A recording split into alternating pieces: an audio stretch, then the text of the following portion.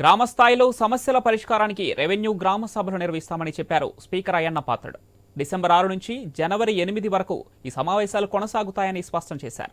సమస్యలు పరిష్కరించేందుకే సీఎం చంద్రబాబు ఆదేశించారని చెప్పారు.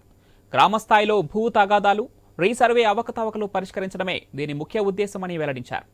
ఈ సమావేశాల్లో తహసీల్దార్లు, రెవెన్యూ ఇన్స్పెక్టర్, వీఆర్ఓ, పలువురు అధికారులు పాల్గొంటారని తెలిపారు. గత ప్రభుత్వంలో భూముల అక్రమాల కారణంగా ప్రజలు తీవ్ర ఇబ్బందులు ఎదుర్కొన్నారని, ఈ సభల ద్వారా సమస్యలను పరిష్కరించడమే లక్ష్యమని చెప్పారు స్పీకర్.